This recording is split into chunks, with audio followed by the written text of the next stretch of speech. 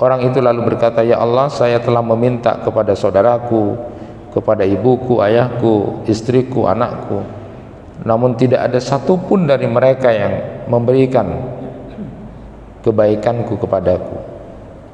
Kemudian Allah Subhanahu wa taala berfirman, "Aku adalah Zat yang Maha Pemurah. Aku lebih sayang kepadamu daripada mereka. Wahai malaikatku, masukkan dia ke surga." Nah, ini satu riwayat yang memberikan gambaran bahwa saat itu luar biasa manusia disibukkan oleh urusan dirinya sendiri. Bahkan malaikat pun itu ketakutan akan kengerian timbangan itu.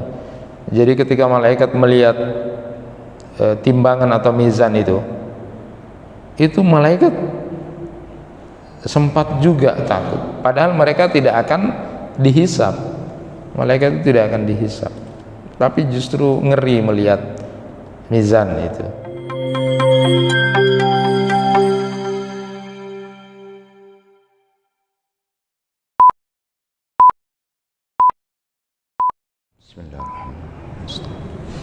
Assalamualaikum warahmatullahi wabarakatuh. Alhamdulillahi rabbil alamin, wa bihi nasta'inu ala umuri dunya waddin. Asyhadu an la ilaha illallah wahdahu la syarikalah, wa asyhadu anna Muhammadan abduhu wa rasuluh. Allahumma salli ala Muhammad wa ala ali Muhammad kama sallaita ala Ibrahim wa ala ali Ibrahim innaka Hamidum Majid. Allahumma barik ala Muhammad wa ala ali Muhammad kama barakta ala Ibrahim wa ala ali Ibrahim innaka Hamidum Majid. Rabbi shrah li sadri wa yassir li amri wa hlul 'uqdatam min lisani yafqahu qawli, amma ba'du.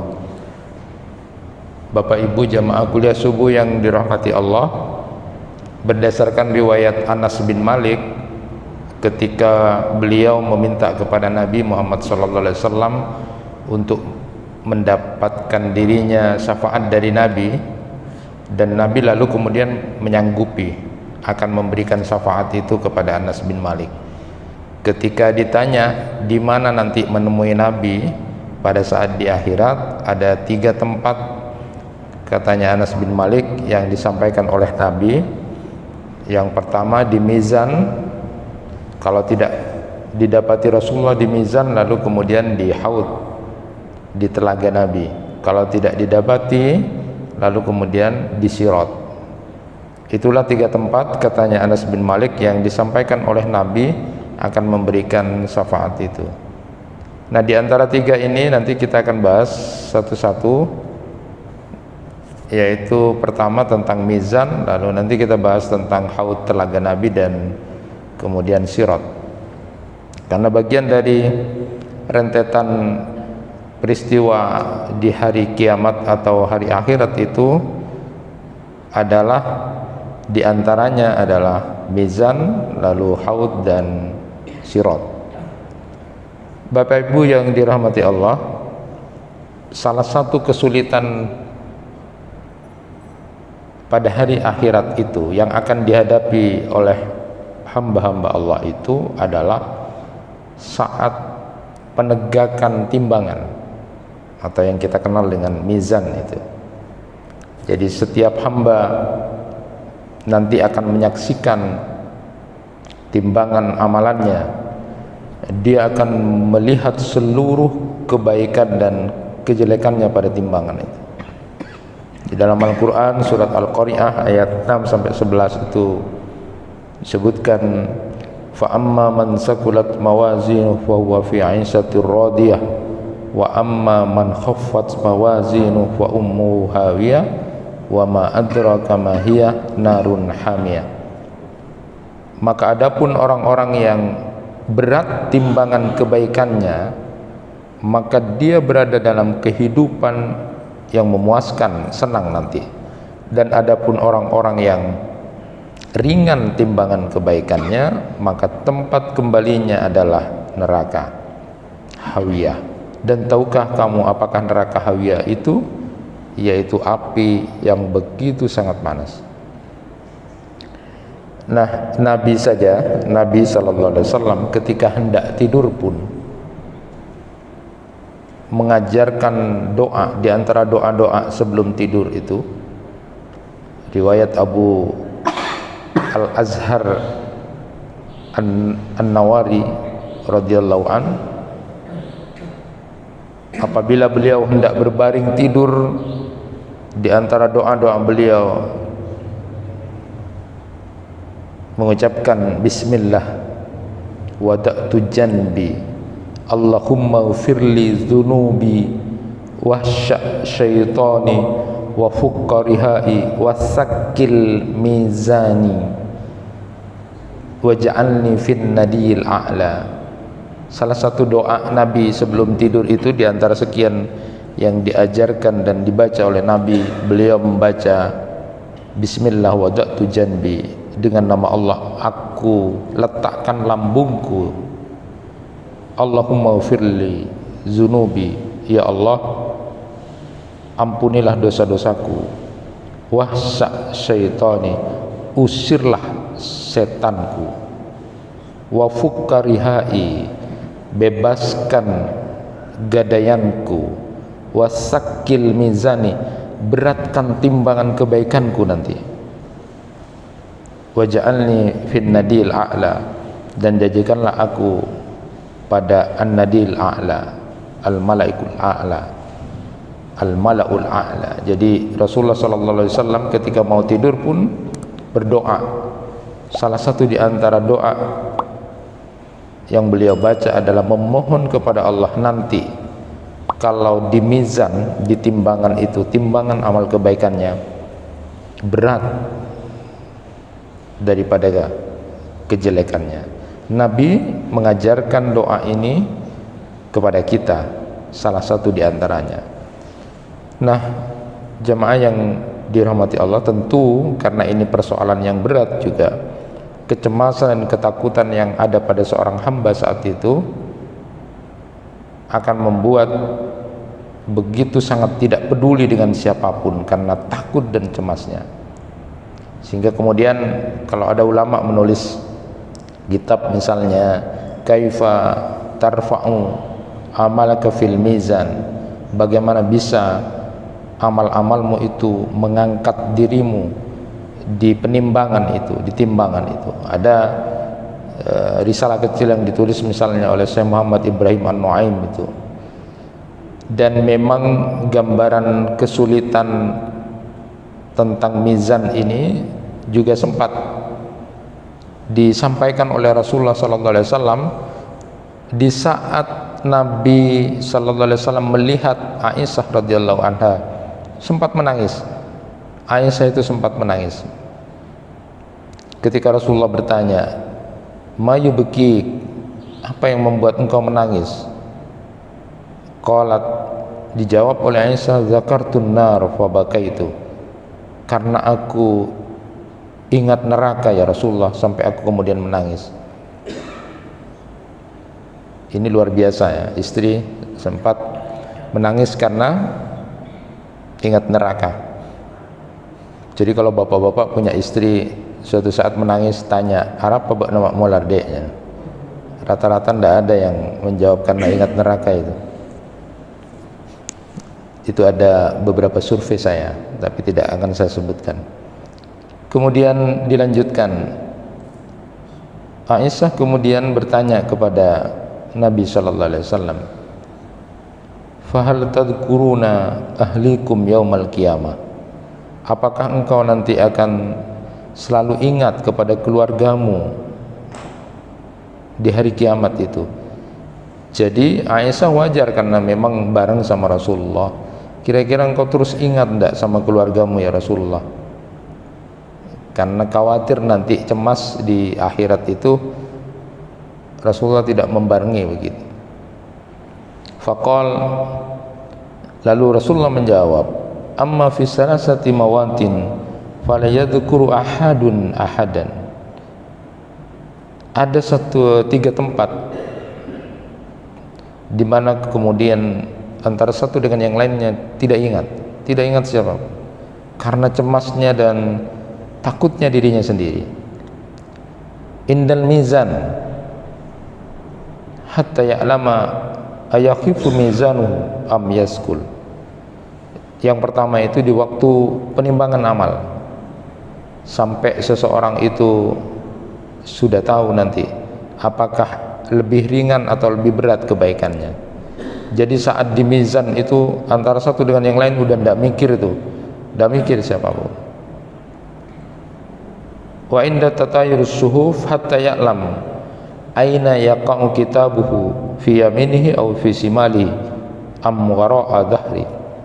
Kemudian yang kedua, saat akan diberikan as-suhuf itu, catatan-catatan, lembar catatan amal itu, sampai kemudian tahu apakah dia menerima catatan amalnya dari tangan kanannya atau dari tangan kirinya atau dari balik punggungnya. Wa inda sirat idza udi'a baina dhahra jahannam hatta yajuz. Kemudian yang ketiga adalah pada waktu di sirat, sebelum dia tahu apakah dia bisa melewati jembatan itu yang diletakkan di tengah-tengah neraka jahanam itu, atau kemudian dia tidak. Itulah 3 saat di mana kemudian manusia betul-betul tidak ingat siapapun karena ketakutan dan kecemasan dirinya sendiri, yaitu pada waktu di mizan sampai tahu apakah timbangan kebaikannya lebih ringan atau berat.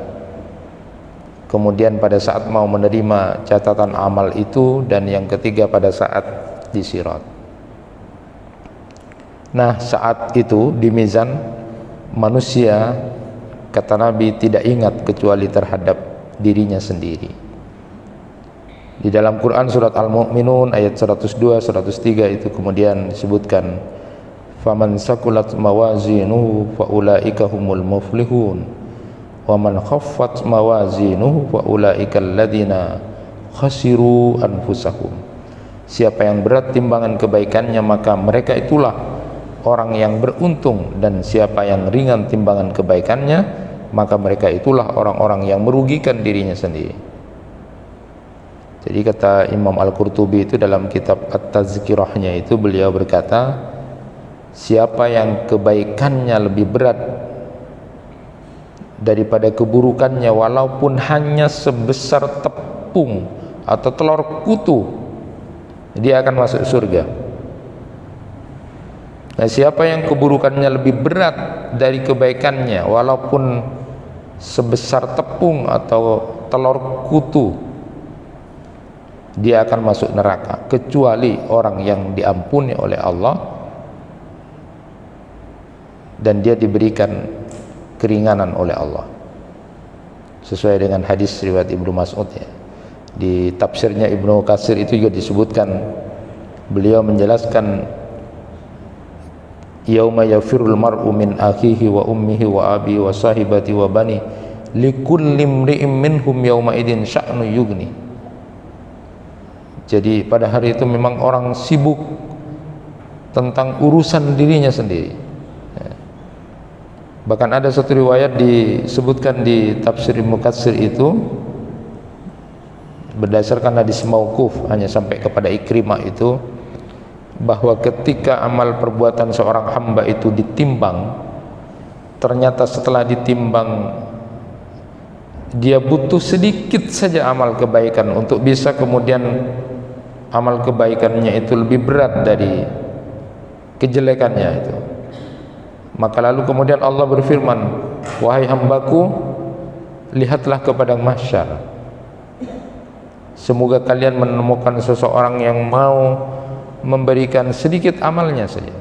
Lalu orang itu datang menemui saudaranya, diminta begitu, butuh dikit saja gitu. Tapi kemudian saudaranya menjawab, saya juga merasa takut, oleh karena itu aku tidak bisa memberimu. Ke ibunya juga begitu, orang yang paling menyayangi dia, ayahnya yang selalu kemudian memberikan apapun yang diminta waktu di dunia, kepada istrinya yang hidup bersama, kepada anaknya yang disayang, yang sudah berkorban, sama-sama mereka tidak bisa memberikan itu karena ketakutan dirinya sendiri. Likulli imri'in minhum yauma idin sya'nu yughni.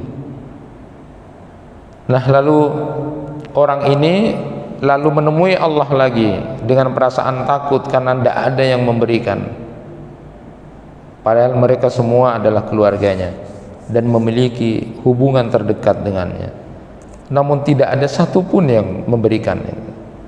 Orang itu lalu berkata, ya Allah, saya telah meminta kepada saudaraku, kepada ibuku, ayahku, istriku, anakku, namun tidak ada satupun dari mereka yang memberikan kebaikanku kepadaku. Kemudian Allah Subhanahu wa taala berfirman, aku adalah zat yang maha pemurah, aku lebih sayang kepadamu daripada mereka. Wahai malaikatku, masukkan dia ke surga. Nah, ini satu riwayat yang memberikan gambaran bahwa saat itu luar biasa manusia disibukkan oleh urusan dirinya sendiri. Bahkan malaikat pun itu ketakutan akan kengerian timbangan itu. Jadi ketika malaikat melihat timbangan atau mizan itu malaikat sempat juga takut, padahal mereka tidak akan dihisab. Malaikat itu tidak akan dihisab, tapi justru ngeri melihat mizan itu.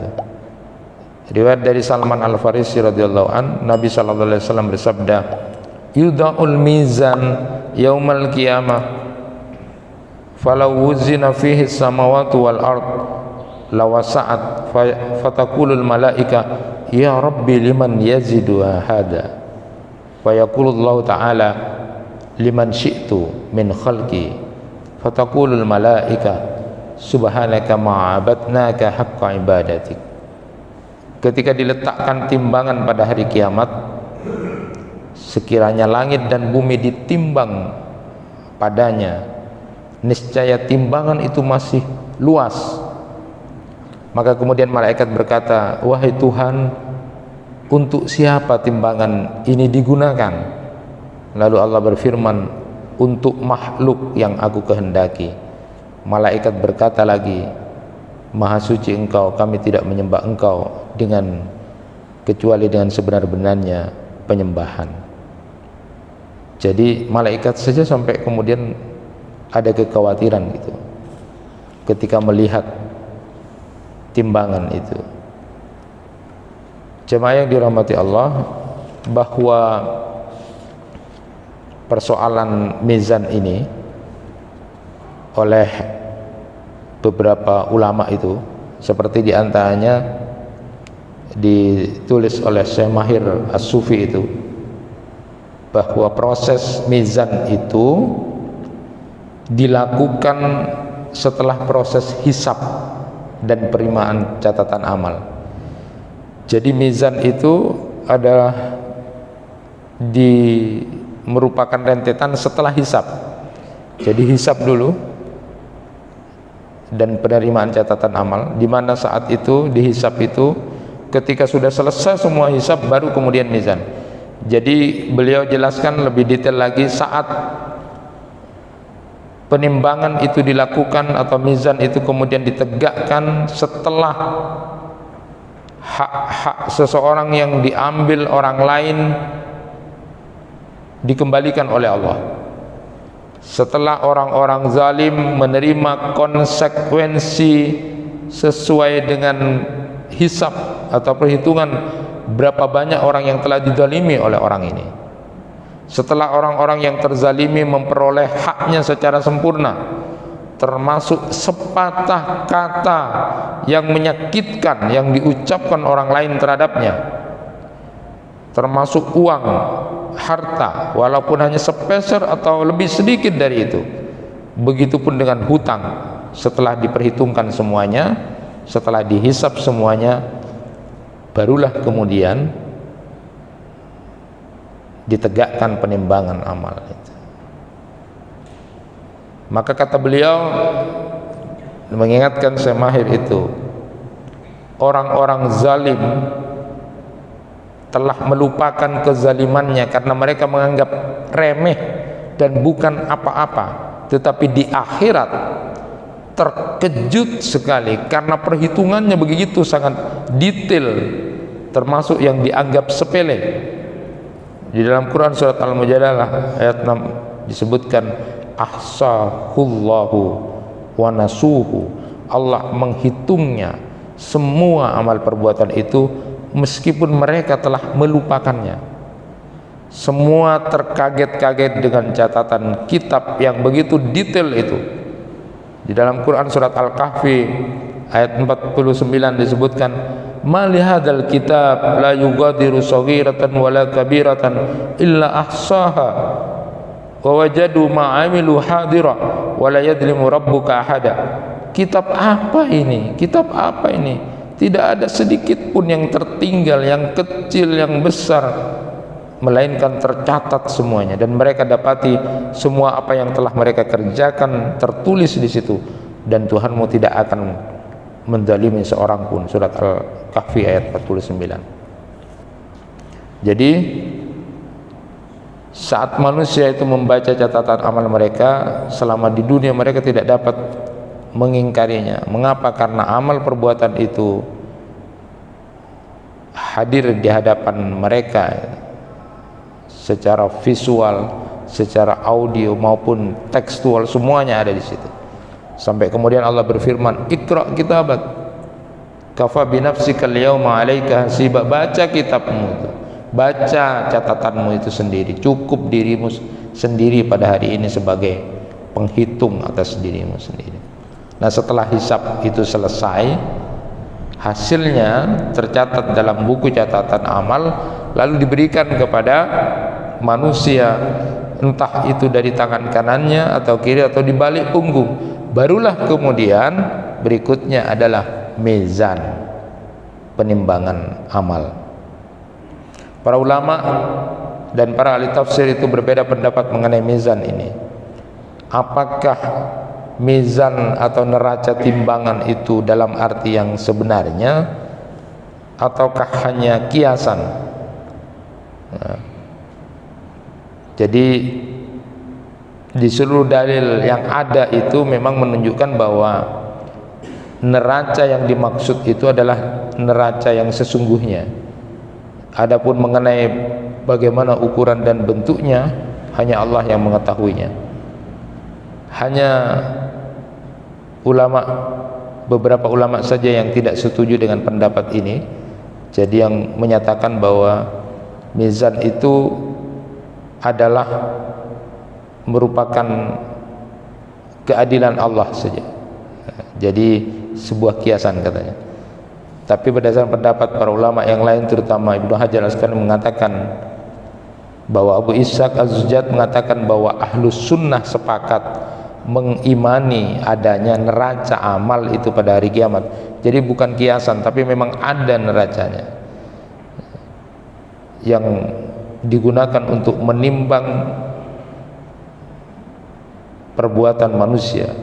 Memang ada beberapa ulama yang berpendapat neraca mizan itu adalah keadilan dan keputusan hukum. Imam At-Tabari misalnya mengatakan pendapat ini ya, seperti pendapat dari Mujahid, Ad-Dahq dan Al-A'masi. Para ulama ini berpendapat bahwa makna neraca amal itu adalah keadilan berdasarkan firman Allah Subhanahu wa taala dalam Quran surat Ar-Rahman ayat 7 sampai 9. Was-samaa'a rafa'aha wa wada'al mizan alla tadghaw fil mizan wa aqimul wazna bil qisti wa la tukhsirul mizan. Dan langit telah ditinggikannya dan Dia ciptakan keseimbangan agar kamu jangan merusak keseimbangan itu, dan teguhkanlah keseimbangan itu dengan adil, dan janganlah kalian mengurangi keseimbangan itu. Nah, Ibnu Katsir di kitab An-Nihayahnya itu yang saya catat itu, bahwa mizan dalam ayat ini memang berarti keadilan. Allah Subhanahu wa taala memerintahkan hamba-hambanya agar berlaku adil di dunia, sedangkan keadaan akhirat itu berbeda. neraca amal atau mizan yang ada pada hari kiamat itu telah dijelaskan secara mutawatir oleh hadis-hadis yang menunjukkan arti mizan itu adalah neraca amal yang sesungguhnya. Jadi katanya Imam Hasan Al-Basri misalnya, mizan itu neraca amal di akhirat, memiliki pedoman ukuran dan dua sisi penimbang. Begitupun juga Imam Al-Qurtubi dalam At-Tadhkirahnya itu membantah pendapat orang-orang yang tidak benar dalam menafsiri mizan di akhirat. Karena bila mizan itu dimaknai keadilan, maka nanti pengertian sirat bukan jembatan, tapi agama yang benar. Surga neraka diartikan sebagai kesenangan dan kesedihan tanpa jasad, sementara setan dan jin nanti diartikan sebagai akhlak yang tercela, sedangkan malaikat itu akhlak yang terpuji. Semua pemahaman ini merupakan pemahaman yang keliru dan rusak, katanya Imam Al-Qurtubi. Mengapa? Karena itu bertentangan dengan penjelasan Nabi sendiri yang sudah menjelaskan memang secara mutawatir memang ada neraca itu ya. Seperti faman sakulat mawazinu, barang siapa yang berat timbangan kebaikannya. Juga dengan kalimat waman khaffat mawazi, dan barang siapa yang ringan timbangannya. Nah, jamaah yang dirahmati Allah, tentu buat kita salah satu di antara fokus pemikiran kita adalah bagaimana agar timbangan amal atau mizan kita itu bisa lebih berat kebaikannya daripada kejelekannya. Itu saja buat kita, di samping mengimani bahwa ada neraca timbangan untuk amal itu. Nabi mengingatkan kepada kita, di antaranya adalah bagaimana agar neraca timbangan kita kemudian lebih berat kebaikannya daripada keburukannya. Di antaranya adalah amal yang bisa kita lakukan adalah membaca zikir subhanallah wa bihamdi subhanallahil azim, dan kemudian akhlak yang baik. Dua amalan itu yang paling tidak nanti akan kita jelaskan lebih dalam. Nah, pertanyaannya, apa yang ditimbang di mizan itu? Berdasarkan beberapa riwayat yang nanti akan ditimbang itu ada 3. Yang pertama orangnya, kemudian yang kedua amal-amalnya, dan yang ketiga adalah lembaran catatan amalannya. Yang pertama penimbangan orangnya. Jadi nanti hamba itu akan ditimbang untuk ditampakkan kadar keimanannya kepada Allah. Jadi bukan berat badannya ya, tapi hamba itu ditimbang untuk ditampakkan kadar keimanannya kepada Allah. Apa dasarnya? Dasarnya adalah hadis riwayat dari Ibnu Mas'ud radhiyallahu an. Ketika diceritakan saat Ibnu Mas'ud itu memetik siwak dari pohon, dan karena Ibnu Mas'ud itu orangnya kecil sehingga betisnya kecil sekali. Ketika naik siwak itu ya, untuk mengambil siwak dari pohon itu, lalu ada angin. Nah, ketika ada angin itu terbuka betisnya, lalu kelihatan karena ada angin itu. Lalu sahabat tersenyum tertawa kepada Ibnu Mas'ud. Kenapa? Karena kelihatan betisnya itu yang kecil itu. Lalu kemudian Rasulullah bersabda, apa yang kalian tertawakan? Kata Nabi, ya Rasulullah, kami melihat menertawakan betisnya yang kecil itu. Lalu Nabi SAW bersabda, walladzi nafsi biyadihi lahuma askalu fil mizan min Uhud. Demi jiwaku yang ada di tangannya, kata Nabi, kedua betisnya Ibnu Mas'ud itu nanti di neraca timbangan mizan itu lebih berat daripada gunung Uhud. Dalam riwayat yang lain itu, riwayat dari Abu Hurairah itu disebut nanti di hari kiamat ada orang yang tubuhnya besar namun di sisi Allah timbangannya tidak berarti apa-apa, hanya sebanding dengan sayap nyamuk saja. Jadi yang ditampakkan nanti adalah kadar keimanannya, ditimbang orangnya. Yang kedua yang ditimbang itu adalah penimbangan amal perbuatan. Jadi beberapa hadis disebutkan di situ bahwa yang nanti ditimbang itu adalah amal perbuatan, karena semua amal manusia itu nanti akan berbentuk dan hadir di dekat hamba. Bahkan menurut hadis riwayat Barra bin Azib itu, bahwa amalan manusia itu sudah berbentuk saat di alam barzah atau kuburan. Jadi yang menjadi teman-teman yang berwujud nanti di alam barzah itulah amal-amalan kita. Siapa kamu? Aku adalah sedekah yang kamu lakukan waktu ini, aku adalah amalmu, sehingga nanti bisa ditimbang.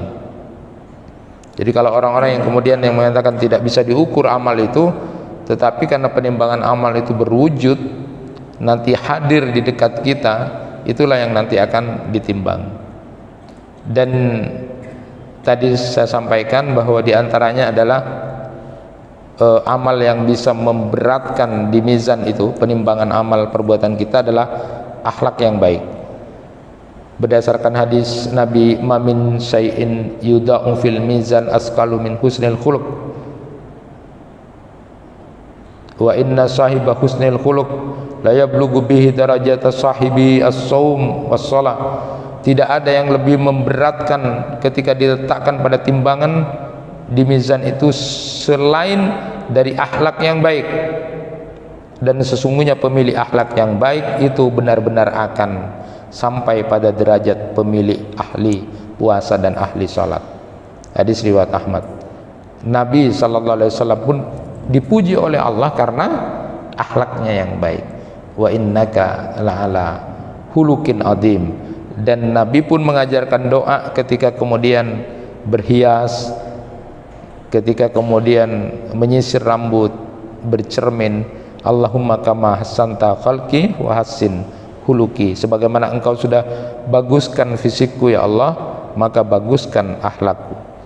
Lalu apa yang dimaksud dengan akhlak yang baik itu secara umum ada beberapa riwayat, karena ini bahasanya terlalu panjang, tetapi berdasarkan hadis ini akhlak yang baik ini yang menarik sekali. Ketika Nabi ditanya tentang ayat Al-Quran khudil afwa wa'mur bil urf wa'rid anil jahilin, ketika Nabi ditanya apa akhlak yang baik itu, lalu Nabi membacakan surat Al-A'raf ayat 199 itu. Jadi ketika ditanya apa sih akhlak yang baik itu, lalu Nabi menjawab ayat Al-Quran khudil afwa. Jadi diantaranya jadilah kamu pemaaf. Ada satu riwayat tentang pemaaf ini, qala rajulun ya Rasulullah kam a'fu anil khadim, faqala kullu yawmin 70 marrah. Hadza fil afwi anzilatil khadim, fa kaifa bil afwi aniz zaujah wal aulad. Ini luar biasa ini. Ini riwayat ini penting. Ketika ada seorang bertanya kepada Nabi, ya Rasulullah, berapa kali aku harus memaafkan pembantuku? Lalu dijawab oleh Nabi, setiap hari, kulla yaum, 70 kali. Hebat itu.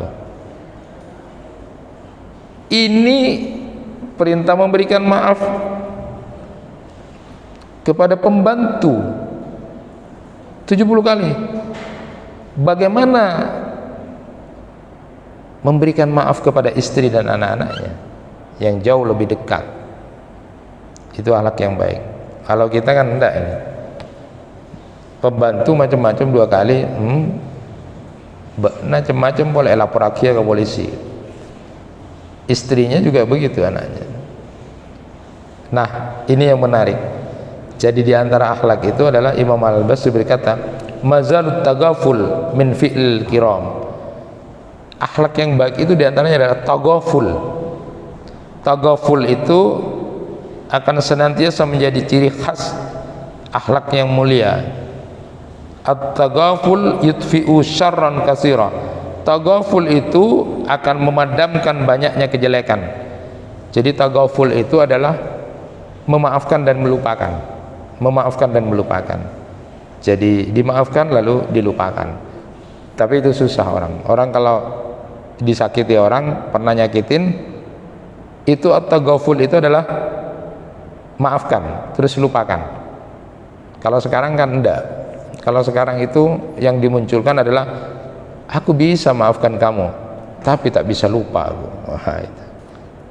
Jadi itu indahnya yang disampaikan oleh taghaful itu, memang akan akhirnya akan membuat orang itu menjadi lost ketika berbuat baik dan tidak mikir-mikir lagi karena sudah dilupakan, biasa saja lagi itu.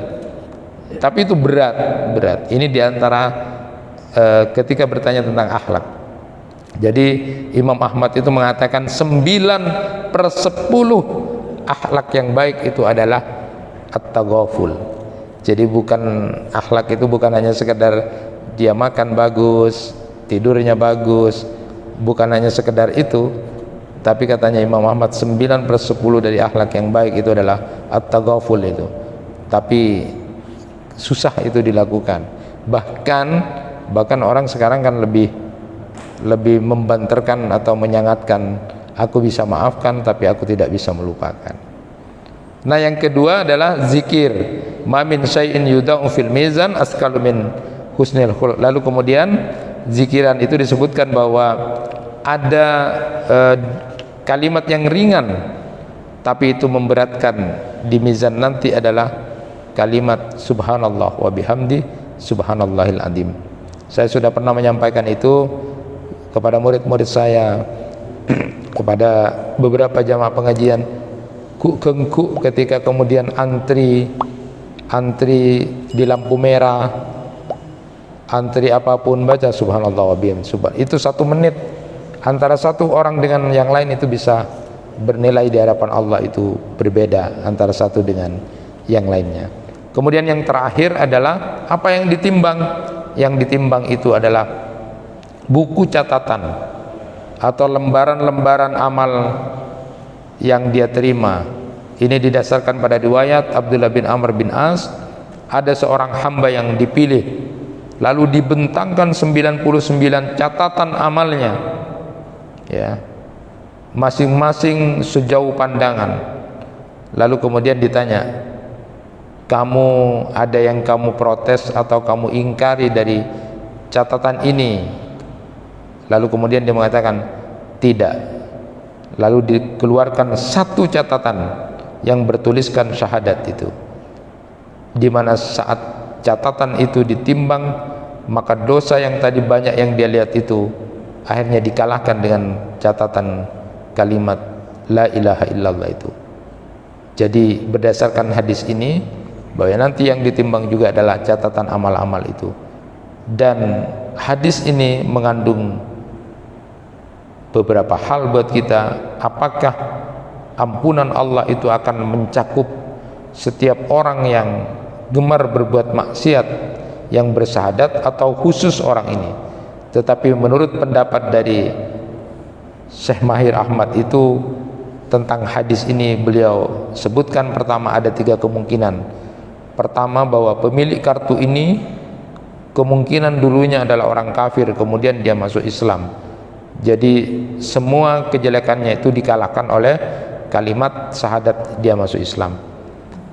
Ada juga yang mengartikan bahwa mungkin saja pemilik kartu itu adalah seorang muslim, banyak dosanya, tetapi di akhir hayatnya kalimat yang selalu dia bacakan adalah kalimat pertaubatan yang membuat kemudian Allah melihat betul bahwa orang ini sungguh-sungguh. Tapi ada juga yang pendapat ketiga, bahwa sebagian ulama menyatakan mungkin saja Allah yang maha pengampun dan penyayang dengan kekuasaan Allah memang menunjukkan kepada pemilik kartu yang ada syahadat tadi itu dengan penghormatan khusus kepada orang ini.